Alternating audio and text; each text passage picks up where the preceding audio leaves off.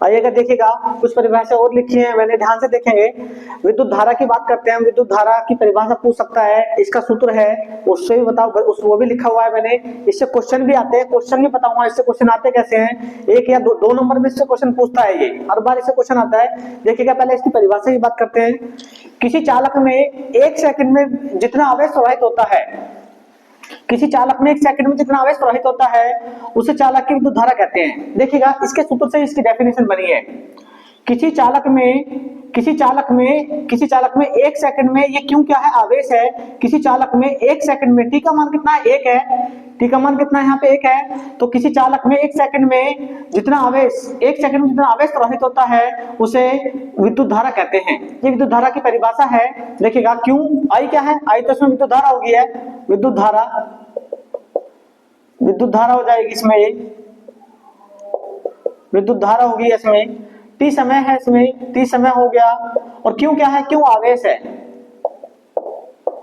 ये अगर आपको सूत्र याद है तो परिभाषा इससे बना सकते हो।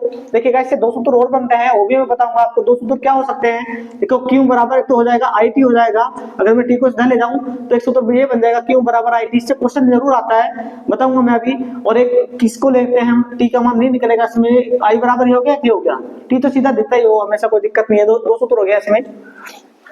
इसकी परिभाषा बहुत आसान है, आराम से आप याद कर लोगे। देखिएगा ओम का नियम मोस्ट इंपोर्टेंट है, ये जरूर आएगा पेपर में, हर बात पूछता है, ये ज्यादातर ये पेपर में आता है। देखिएगा ओम के नियम की परिभाषा क्या है, इसकी डेफिनेशन पूछता है, बहुत आसान है। देखिएगा यदि किसी चालक की भौतिक अवस्थाएं जैसे ताप इत्यादि में परिवर्तन न हो तो इसके सिरों पर लगाए गए विभवांतर तथा उसमें बहने वाली धारा का अनुपात एक नियतांक होता है। वही मैंने लिखा है, यदि किसी चालक की भौतिक अवस्थाएं जैसे ताप इत्यादि में परिवर्तन न हो तो इसके सिरों पर लगाए गए विभवांतर तथा इसमें बहने वाली धारा का अनुपात एक नियतांक होता है। ये भी जो डेफिनेशन है हमारे सूत्र से बनी है। देखिएगा सूत्र से बताता हूं मैं आपको, ध्यान से देखेंगे। यदि किसी चालक की भौतिक अवस्था जैसे ताप इत्यादि में परिवर्तन न हो तो इसके सिरों के बीच लगाए गए विभवांतर तथा इसमें बहने वाली धारा का अनुपात एक नियतांक होता है। यही इसी सूत्र से इसकी डेफिनेशन बनी है। अगर मैं इससे एक सूत्र और बन जाता है, V/I बराबर क्या हो जाएगा, R हो जाएगा। R क्या है, R प्रतिरोध है इसमें, V बराबर आप लिखते हो R क्या है इसमें, प्रतिरोध है। R क्या होगा, R प्रतिरोध होगा, प्रतिरोध। इसकी परिभाषा भी बना सकते हो, यदि किसी सिरों के बीच लगाए गए विभवांतर तथा उसमें बहने वाली धारा का अनुपात को विद्युत प्रतिरोध कहते हैं। ये इसकी परिभाषा बन जाएगी, इसी से बिल्कुल सेम इसी तरह से बनेगी। R क्या है, R प्रतिरोध है, और इसका मात्रक क्या होगा, प्रतिरोध का मात्रक लिख देता हूं मैं, प्रतिरोध का मात्रक होता है ओम। ये मोस्ट इंपोर्टेंट है, इसको पूछता है, प्रतिरोध का मात्रक क्या होता है, ओम। विकल्प में पूछ सकता है, ये तो क्वेश्चन में आते हैं, उसमें भी पूछा जाता है। बहुत आसान डेफिनेशन है, पेपर में जरूर आता है। इसको ओम का नियम बहुत ज्यादा पूछा जाता है। देखिएगा आगे कुछ और, मैं अभी और क्वेश्चन, अब मैं इससे क्वेश्चन बताता हूँ आपको, क्वेश्चन किस तरह से आएंगे। देखिएगा आगे क्वेश्चन बताता हूँ मैं। देखिएगा 2 चीजें हैं इसमें, 2 सूत्र इससे भी बनते हैं, उन्हें भी बताता हूँ। श्रेणी क्रम पूछ सकता है आपसे, समांतर क्रम पूछ सकता है। श्रेणी क्रम में प्रतिरोधों को किस प्रकार जोड़ते हैं और समांतर क्रम में प्रतिरोधों को किस प्रकार जोड़ते हैं, उन्हीं के बारे में बताऊंगा। देखिएगा श्रेणी क्रम क्या होता है, श्रेणी क्रम होगा R बराबर R1 R2 प्लस R3, ऐसे आगे तक जोड़ते जाते हैं। ये श्रेणी क्रम में जुड़ता है, प्रतिरोध इस तरह से जोड़ते हैं। समांतर क्रम से पूछेगा तो कैसे होगा, समांतर क्रम से 1/R बराबर समांतर क्रम जो होता है 1/R1 plus 1/R2 plus 1/R3। इस तरह से समांतर क्रम में प्रतिरोध जुड़ते हैं और इस तरह से श्रेणी क्रम में जुड़ते हैं। अगर क्वेश्चन देता है वो श्रेणी क्रम में प्रतिरोध, इस तरह से श्रेणी क्रम में प्रतिरोधों के मान दे देगा तो आप इस तरह से इस सूत्र को लगाओगे, समांतर क्रम में देगा तो इसको लगाओगे। देखिए कुछ और इंपॉर्टेंट चीजें हैं। इलेक्ट्रॉन पे आवेश फिक्स है, कितना होता है 1.6 गुना 10⁻⁻19 कूलाम होता है। ये कितने कूलाम, ये फिक्स है, लेकिन ये माइनस का होता है। ऐसे प्रोटॉन पे आवेश होता है, दोनों में अलग अलग है बिल्कुल। प्रोटॉन पे आवेश क्या होगा, 1.6 गुना 10⁻⁻19 कूलाम होता है, इतने कूलाम। यहाँ पे क्या होगा, इसमें प्लस होता है, बस इतना अंतर है कि एक में प्लस का होगा और एक में क्या होगा, एक में माइनस का होगा। इलेक्ट्रॉन पे आवेश कितना होता है 1.6 गुना 10⁻⁻19 और इसमें प्रोटॉन पे क्या होगा, प्लस का होगा। चिन्ह का ध्यान रखना है बस, इसमें इनमें विशेष यही है कि एक प्लस का होता है एक माइनस का। देखिएगा आगे दो क्वेश्चन लिखे हुए हैं मैंने आपको अभी सूत्र बताए हैं, उनसे क्वेश्चन है। इस तरह से क्वेश्चन पेपर में बहुत बार पूछे गए हैं, इस तरह से पूछ सकता है पेपर में, इनमें से भी आ सकता है, पता नहीं है क्या आएगा, देखिएगा ध्यान से, लेकिन आप आराम से कर सकते हो। एक तार में 2 एम्पीयर की धारा प्रवाहित हो रही है। देखिएगा जब भी एम्पीयर की बात करेगा धारा का मात्रक होता है, तो आई बराबर लिख देंगे हम 2 एम्पीयर। 2 एम्पीयर ये आई का मान हो गया। तार में होकर 20 मिनट में कितना आवेश प्रवाहित होगा। टाइम दिया है, टी का मान दे दिया, कितना दे दिया, 20 मिनट दे दिया है, 20 मिनट। देखिएगा जब भी मिनट में देगा हमेशा टाइम को हम सेकंड में रखते हैं, उसने मिनट में दिया है तो ध्यान से देखो 1 मिनट बराबर कितने के होता है, 1 मिनट में कितने सेकंड होते हैं, 1 मिनट में 60 सेकंड होते हैं। तो यहाँ पे 20 मिनट दिया है तो इसे सेकंड में बदल देंगे तो क्या हो जाएगा, ये हो जाएगा 20 गुना 60, तो कितना हो जाएगा, ये हो जाएगा 1200 सेकंड हो जाएगा, 1200 सेकंड टाइम ये है। और कितना आवेश प्रवाहित होगा, क्या पूछा है, आवेश। आवेश मैंने बताया था आपको, इसमें पूछा है क्यों, और क्यों बराबर होता है आई टी। अभी मैंने सूत्र बताया था इससे पहले आपको, देखिएगा इसमें मान रखेंगे, इसमें क्यों बराबर क्या होगा आई टी, इधर बताता हूं मैं आपको। देखिएगा क्यों बराबर आई टी, क्यों बराबर हो जाएगा आई टी। आई का मान कितना है, आई का मान 2 है, टी का मान कितना हो गया, टी का मान 1200 है, 1200 हो गया, गुना कर देंगे तो कितना आ जाएगा, 2400 आ जाएगा, 2400। और क्यों क्या है, क्यों आवेश है, और आवेश का मात्रक होता है कूलाम, कूलाम। इसका आंसर आ गया, क्यू बराबर कितना हो गया है, क्यू बराबर आ गया 2400 कूलाम। ये इसका आंसर है। बहुत आसान क्वेश्चन है, 2 नंबर में आप आएगा ये, इस तरह से क्वेश्चन पूछेगा 2 नंबर में, आप आराम से कर सकते हो। क्वेश्चन नंबर 2 देखिएगा, 2 भी बताता हूं मैं अभी आपको, 2 देखेंगे कैसे होगा। देखिएगा 2 इसे 2 बताता हूं मैं अभी आपको। देखिएगा 2 क्वेश्चन नंबर 2, किसी चालक में इतने एम्पीयर की धारा प्रवाहित हो रही है। देखिएगा इसमें भी क्या कर रहा है, वो आई बराबर कितना हो रहा है, 0.5 एम्पीयर है, इतने एम्पीयर। जब उसके सिरों के बीच विभवांतर दे दिया, विभवांतर यानी कि वी का मान दे दिया कितना, 2 वोल्ट दे दिया इसमें, 2 वोल्ट। जब विभवांतर की बात करेगा तो वी का मान होता है 2 वोल्ट हो गया। उसके प्रतिरोध, तो उसका प्रतिरोध ज्ञात करना है। प्रतिरोध मैंने बताया था आपको, आर बराबर हमें ज्ञात करना है, तो आर बराबर क्या होगा, मैंने अभी बताया था आपको, V अपॉन आई बराबर होता है आर के। अभी ओम का नियम मैंने पढ़ा है, उसी से होगा ये। V का मान रख दो यहाँ पे, तो आर बराबर क्या हो जाएगा, इसको मैं सीधा लिख देता हूँ, V अपॉन क्या हो जाएगा, आई हो जाएगा। V का मान कितना है इसमें, V का मान 2 है, और आई कितना है हमारा 0.5 है। पॉइंट हटाएंगे तो ऊपर 0 लग जाएगी, तो हमारा जो इसमें होगा वो 20 बटे कितना हो जाएगा, 5 हो जाएगा। इस 0 को कोई रूल नहीं है, अब 5 से काट दो, 5 चौक 20, तो कितना आ जाएगा, 4 ओम आ जाएगा, ओम, 4 ओम। आप ऐसे भी लिख सकते हो, ये तो ओम को हम इस तरह से भी लिखते हैं, ये भी ओम ही है, इस तरह से कई बार लिखा मिलता है, तो घबराना नहीं है कि क्या आएगा। तो इसका आंसर कितना आ गया है, 4 ओम आ गया है। इस तरह से क्वेश्चन 2 नंबर में पूछेगा आपसे, आप आराम से कर सकते हो। देखिएगा 1-2 क्वेश्चन और बताता हूँ मैं अभी आपको, ध्यान से देखेंगे। देखिएगा कुछ और परिभाषा बताता हूं मैं, सूत्र समझाऊंगा आपको, और इससे क्वेश्चन कैसे आएंगे, इससे भी क्वेश्चन पूछता है, उसके बारे में बताने वाला हूं। विद्युत सामर्थ्य अथवा विद्युत शक्ति दोनों एक ही बात है, किसी भी नाम से आपको परिभाषा पूछ सकता है। विद्युत सामर्थ्य की बात कर सकता है, विद्युत शक्ति की बात कर सकता है, तो उसकी परिभाषा क्या होगी। परिभाषा देखिएगा, किसी विद्युत परिपथ में विद्युत ऊर्जा के व्यय होने की दर को विद्युत शक्ति कहते हैं, विद्युत शक्ति कहते हैं, और इसे पी से प्रदर्शित करते हैं। देखिएगा सामर्थ्य या शक्ति दोनों एक ही बात है, या सामर्थ्य पूछ ले, शक्ति पूछ ले, घबराना नहीं है आपको बिल्कुल भी, कोई सा भी नाम दे सकता है। सामर्थ्य या शक्ति बराबर क्या होता है, ऊर्जा बटे क्या होगा, समय होगा। यानी कि विद्युत शक्ति की बात करें, सामर्थ्य की बात करें, तो पी से प्रदर्शित करते हैं, पी बराबर होता है ऊर्जा को डब्ल्यू से प्रदर्शित करते हैं, और समय होता है टी, तो P बराबर हो जाएगा W बटे T। और सामर्थ्य का जो मात्रक है वो क्या होता है, सॉरी इसका जो मात्रक होता है वो होता है वाट। एक तो वाट होता है, दूसरा बताता हूं, देखो इसका मात्रक क्या हो सकता है, ये है ऊर्जा। ऊर्जा को हम बदलते हैं किसमें, ऊर्जा होती है जूल में, ऊर्जा का मात्रक क्या होता है, जूल, और समय का मात्रक होता है सेकंड। तो इसका एक और मात्रक बन जाता है। देखिएगा एक तो इसका मात्रक हो गया वाट, एक तो मात्रक हो गया, यहाँ लिख देता हूं मात्रक एक तो हो गया है वाट, दूसरा मात्रक क्या हो जाएगा, देखो जूल प्रति सेकंड हो जाएगा ये, क्योंकि इसका मान क्या होता है, ये तो जूल होता है, और ये क्या होता है, सेकंड होता है, तो इसका एक दूसरा मात्रक बन गया है, दूसरा मात्रक हो गया जूल प्रति सेकंड। तो आपको विद्युत शक्ति या सामर्थ्य का मात्रक पूछ सकता है। अगर वाट ना दे तो क्या देगा, फिर वो जूल प्रति सेकंड देगा। कोई सा भी मात्रक पूछ सकता है, इंपॉर्टेंट है, ध्यान से देखो। इससे क्वेश्चन भी आएंगे, वो भी मैं बताने वाला हूँ। उससे पहले कुछ और चीजें लिखी हुई है, उन्हें देखेंगे, ध्यान से देखिएगा इधर। 1 किलोवाट में 10 की पावर 3 वाट। 10 की पावर 3 का मतलब होता है, 10 की पावर 3 का मतलब होता है 1 2 3, जितनी पावर उतनी जीरो आ जाएंगी, यानी कि 1000 वाट होगा। यानी कि 1 किलोवाट में 1000 वाट होते हैं, 1000 वाट होंगे। 1 मेगावाट में 10 की पावर 6 हो गया, इनके 6 जीरो लगाएंगे, इतने वाट हो जाएंगे।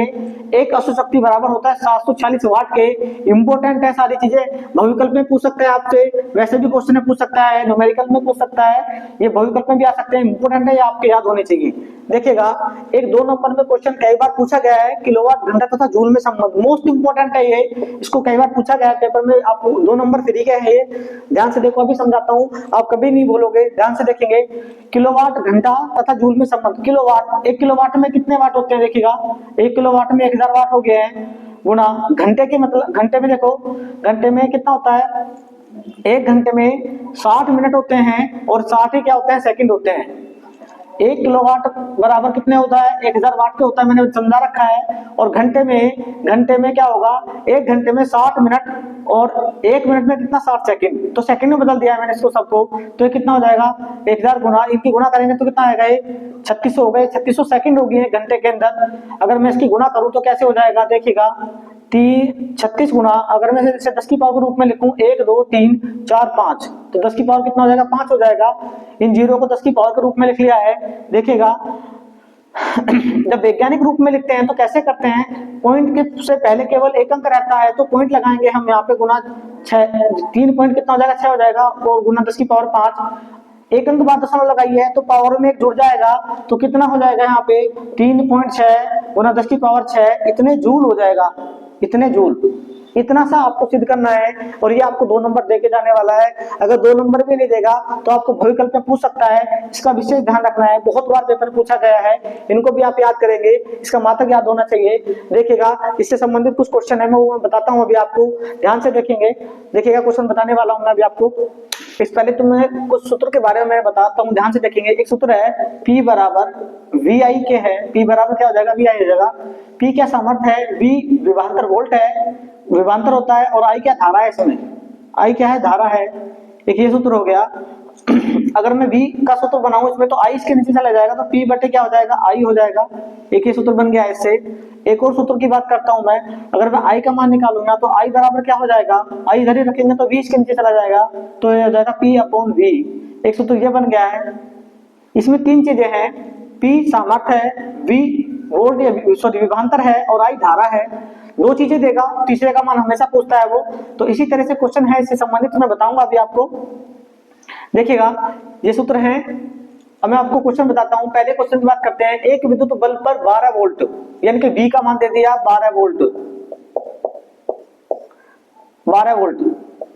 विभवांतर का जो मात्रक होता है वोल्ट होता है वो, तो V का मान दे दिया 12 वोल्ट है, 12 वोल्ट दिया है उसने, एवं 30 वाट लिखा है। P बराबर कितना दे दिया उसने, 30 वाट।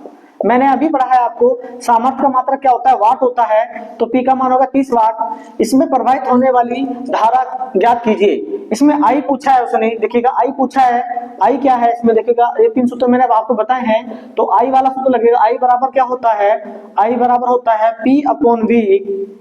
तो P का मान कितना है, P का मान दे रखा है उसने कितना, 30, और V कितना है, V दे रखा है इसमें कितना, 12 है। अब इससे भाग करेंगे हम तो कितना आएगा, ध्यान से देखेंगे इसे। अगर आप इसे छोटा करना चाहो तो कर सकते हो, एक ही संख्या से काटेंगे, 6 से काट दो, 6 पंजे 30, और 6 दूनी कितना हो जाएगा, 12 हो जाएगा, तो ये हो जाएगा 5/2।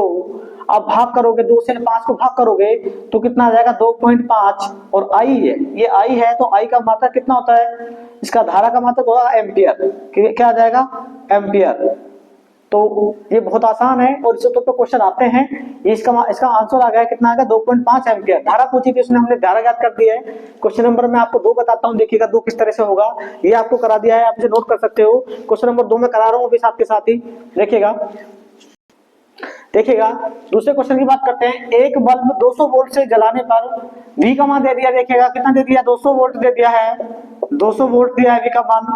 एक बल्ब को 200 वोल्ट से जलाने पर 1 एम्पियर देखिएगा आई का मान दे दिया, कितना दे दिया उसने, 1 एम्पियर दे दिया है, 1 एम्पियर। ये किसका मान है, एम्पियर, धारा का मात्रक होता है एम्पियर, तो आई का मान कितना हो जाएगा, 1 एम्पियर हो गया।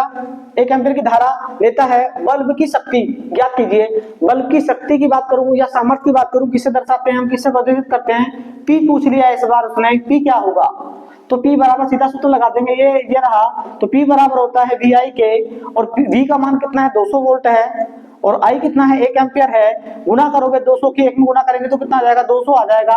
और P का मात्रक कितना होता है, P का मात्रक क्या होता है, वाट, तो कितना हो जाएगा, P का मान कितना हो जाएगा, 200 वाट हो जाएगा।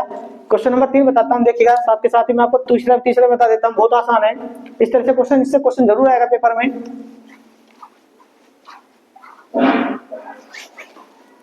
देखिएगा तीसरा क्वेश्चन की बात करता हूँ। 60 वाट का एक बल्ब 4 घंटे पर दिन जलता है, 30 दिन के महीने में कितनी विद्युत ऊर्जा खर्च होगी। देखिएगा एक सूत्र बताता हूँ मैं आपको यूनिट का। देखिएगा यूनिटों की संख्या कैसे निकालते हैं, यूनिटों की संख्या कैसे निकालते हैं, यूनिटों की संख्या बराबर क्या होगा, वाट गुना घंटे गुना क्या हो जाएगा, यहाँ आता है समय, यानी कि क्या आ जाएगा, इसको साफ कर देता हूँ यहाँ से। यूनिटों की संख्या क्या हो जाएगी इसमें, ये हो जाएगा वाट गुना घंटे गुना दिन बटे कितना हो जाएगा, 1000 हो जाएगा। कितना हो जाएगा, 1000 हो जाएगा। ये सूत्र है, इससे भी क्वेश्चन पूछेगा तो आपको अच्छे नंबर देगा ये, ध्यान से देखिएगा। इसी सूत्र को लगाएंगे हम, क्या दिया है उसमें, इसी के सूत्र को लगा देता हूं मैं, इसको ध्यान से देखेंगे। इसमें यूनिटों की संख्या पूछिए, कितनी यूनिट होंगी, कितना विद्युत ऊर्जा खर्च होगी। 60 वाट का एक बल्ब है, वाट कितने हैं हमारे, 60 वाट का एक बल्ब 4 घंटे चलता है, कितने घंटे चल रहा है, 4 घंटे चल रहा है, प्रतिदिन चलता है। और दिन कितने तक चल रहा है, 30 दिन। 30 दिन की बात करें या 1 महीने की बात करेगा तो हमेशा कितने दिन लेंगे, 30 ही लेंगे। अगर यहाँ 30 दिन ना देके 1 महीने की बात करता तब भी कितना लेते हैं हम, 30 ही लेते। 30 बटे कितना हो जाएगा, 1000 हो जाएगा। 1 जीरो से 1 जीरो कट गई है, इस जीरो से 1 जीरो कट गई है, 1 जीरो नीचे बची है, इसे ऐसे रहने देंगे। 4 पे हो गया 12, और 12 छिक कितना होता है, 72 होता है। 12 छिक कितना हो जाएगा, 72 बटे कितना हो जाएगा, 10। भाग करोगे आप 10 से तो कितना हो जाएगा, 7.2। इतने यूनिट आ जाएगा, इतने यूनिट हो गए हैं, इतने यूनिट हो गई है, इतने यूनिट यूज हुई है इसमें। इस तरह से इसे करेंगे, बहुत आसान है, ये सूत्र आपके याद होने चाहिए, इस तरह से क्वेश्चन करने हैं। देखिएगा 1-2 डेफिनेशन और लिखाता हूँ, अभी ध्यान से देखेंगे इधर। देखिएगा मोस्ट इंपोर्टेंट है, पेपर में जरूर आएगा। तो मैंने कुछ डेफिनेशन लिखवाई है शुरू से आपको। परावर्तन के नियम लिखवाए हैं, जैसे परावर्तन का नियम है, क्रांतिक कोण है, स्नेल का नियम है, और ओम का नियम है। इस तरह की जो डेफिनेशन लिखवाई है, और ये फ्लेमिंग के बाएं हाथ का नियम है, बाएं हाथ का नियम है। ये 8-10 डेफिनेशन है, ये इनमें से आपको जरूर कुछ ना कुछ देखने को मिलेगा पेपर में। बार-बार पूछता है ओम का नियम और ये फ्लेमिंग के बाएं हाथ का नियम, मोस्ट इंपोर्टेंट है। देखिएगा मैं अभी आपको साथ के साथ याद कराता हूँ, ध्यान से देखेंगे। इसमें जो लिखा है मैं आपको समझाता हूँ, आप अपने आप भी लिख लोगे। देखिएगा फ्लेमिंग के बाएं हाथ की बात कर रहा है, ये उल्टे हाथ की, बाएं का मतलब होता है लेफ्ट का मतलब होता है उल्टा, उल्टे की बात करता है। तो इसकी परिभाषा क्या बनेगी, यदि हम अपने बाएं हाथ के अंगूठे तथा उसकी पास वाली दोनों उंगलियों को इस प्रकार फैलाएं कि तीनों एक दूसरे के लंबवत रहे। देखो तीनों एक दूसरे के, यहाँ भी 90 डिग्री कोण बन रहा है, ये भी 90 डिग्री है और ये भी 90 डिग्री है, तो तीनों के बीच क्या बन रहा है, 90 डिग्री का कोण बन रहा है, तो लंबवत है तीनों। यदि देखिएगा दोबारा बताता हूं, यदि हम अपने बाएं हाथ के अंगूठे तथा उसके पास वाली दोनों उंगलियों को इस प्रकार फैलाएं कि तीनों एक दूसरे के लंबवत रहे, तब पहली उंगली, ये वाली उंगली, पहली उंगली चुंबकीय क्षेत्र की दिशा तथा दूसरी उंगली धारा की दिशा तथा अंगूठा चालक पर लगने वाले बल की दिशा को बताता है, यह बताएगा। ये फ्लेमिंग के बाएं हाथ का नियम है। एक बार और बताता हूं, ध्यान से देखेंगे। यदि हम अपने बाएं हाथ के अंगूठे तथा उसके पास वाली दोनों उंगलियों को इस प्रकार फैलाएं कि तीनों एक दूसरे के लंबवत रहे, तब पहली उंगली चुंबकीय क्षेत्र की दिशा तथा दूसरी उंगली धारा की दिशा तथा अंगूठा चालक पर लगने वाले बल की दिशा को बताता है। यही मैंने इसमें लिखा है, आप भी इसी तरह से आप याद करो 4-5 बार देख करके, इसको हमेशा आपके याद हो जाएगा। ध्यान से देखेंगे, वही मैंने इसमें लिख दिया है, बहुत आसान भाषा में लिखा है। यदि हम अपने बाएं हाथ के अंगूठे तथा उसके पास वाली दोनों उंगलियों को इस प्रकार फैलाएं कि तीनों एक दूसरे के लंबवत रहे, तब पहली उंगली चुंबकीय क्षेत्र बी की दिशा तथा बीच वाली उंगली धारा आई की दिशा को बताती है, तो अंगूठा चालक पर लगने वाले बल एफ की दिशा को बताएगा। इससे एक सूत्र भी बनता है, बराबर होता है IBL sin थीटा, या IBL sin थीटा कोण देगा तो इसमें रखेंगे, और कोण नहीं देगा तो फिर IBL ही लगेगा। इससे भी क्वेश्चन पूछ लेता है। तो F क्या है? F बल है, I क्या है? धारा है, B चुंबकीय क्षेत्र है, L क्या है? तार की लंबाई है, तार की लंबाई यानी कि ये लंबाई है, और लंबाई को हमेशा मीटर में रखते हैं, इसका मान हमेशा मीटर में रहेगा। देखिएगा चुंबकीय क्षेत्र के मात्रक लिखे हैं मैंने, मोस्ट इंपोर्टेंट है, एक ना एक आपको पेपर में जरूर देखने को मिलेगा, जरूर पूछता है इसको, ध्यान से देखेंगे। इसके 4 मात्रक हैं, चारों आपके याद होने चाहिए। एक तो होता है न्यूटन प्रति एम्पीयर मीटर, एक होगा न्यूटन प्रति एम्पीयर मीटर, दूसरा होता है वेबर प्रति मीटर स्क्वायर, दूसरा होगा वेबर प्रति मीटर स्क्वायर, तीसरा होता है टेस्ला, चौथा होता है गॉस। ये चारों आपके याद होने चाहिए। और एक गॉस बराबर मैंने लिखा है यहाँ पे, एक गॉस बराबर होता है 10⁻⁴ न्यूटन प्रति एम्पीयर मीटर के। यहाँ से क्वेश्चन जरूर पूछेगा, ये परिभाषा आपको याद होनी चाहिए, मोस्ट इंपोर्टेंट है, पेपर में आती है। देखिएगा आगे मैं कुछ और परिभाषा लिखाता हूँ, ध्यान से देखेंगे, देखिएगा आगे।